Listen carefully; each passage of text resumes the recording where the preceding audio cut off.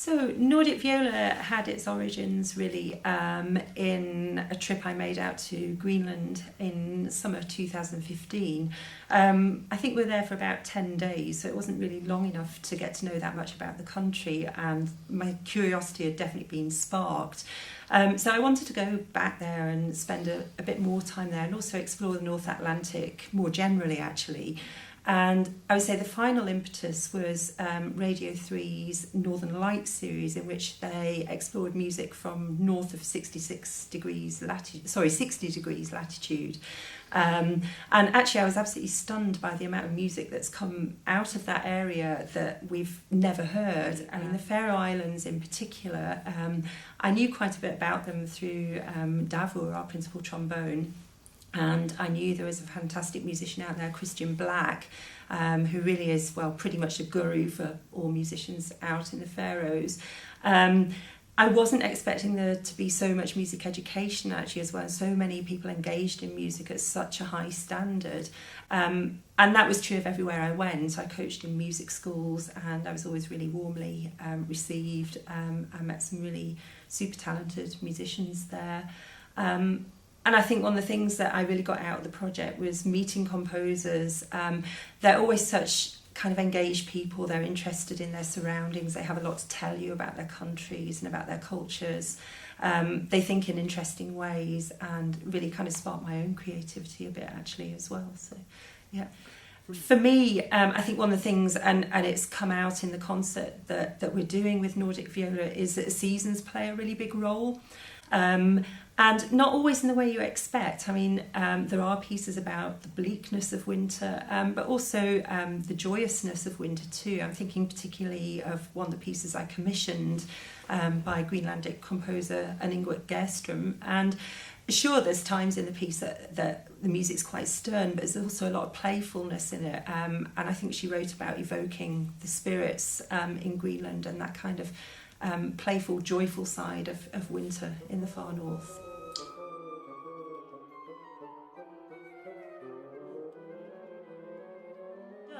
I was actually with Nordic Viola in the Sound Festival in Aberdeen in October, and there was a lot of debate, and one of the words that came out quite often was melancholy, which I guess is something, well, probably all of us in Scotland have experienced in winter as well, actually.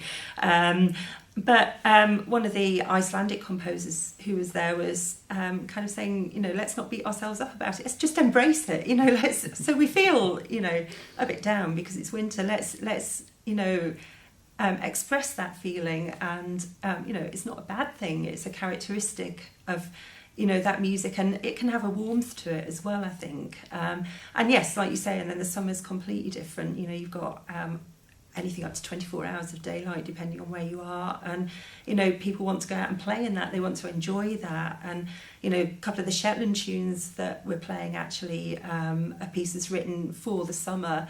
One of them is about the soft, clear light of summer, and it is about being outdoors and playing and enjoying that time. So yeah, you get the extremes, that's for sure.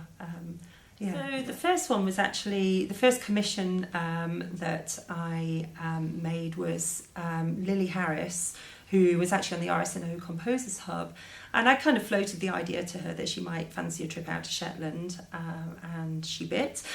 So I asked her if she fancied commissioning me a piece as well, and I decided it'd be nice to give her a Shetland theme, and picked a poem by Jen Hadfield called Blashiwado, which is a really evocative poem about a Shetland winter storm skirling around.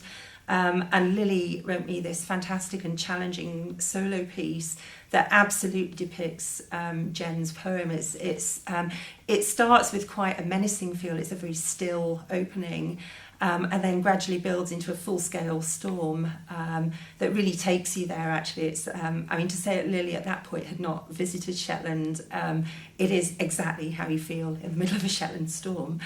And then the second piece I commissioned, I think I commissioned it whilst I was out there, and that was from enigmatic Gerstrom, who's coming to Glasgow to hear her piece performed. And I actually asked her to write a piece to go with a Faroese piece we already had, so with the same instrumentation. which is flute, viola, and bassoon, and asked her to write a piece to complement the Faroese piece, which is about spring, so either summer or winter. And I'm kind of secretly surprised and happy that she decided that she would choose winter, because I was there at that time as well.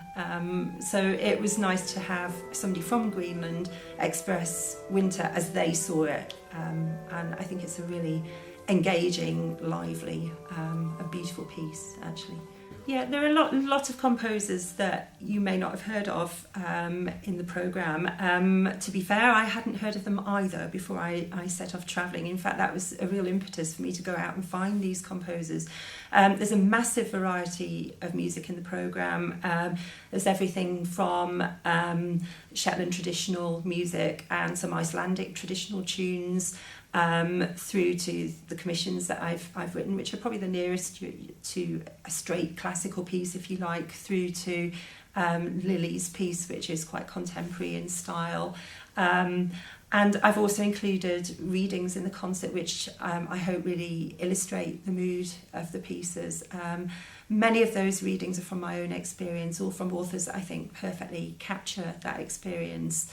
So they're quite personal things, and I think really help to illustrate what the music's about.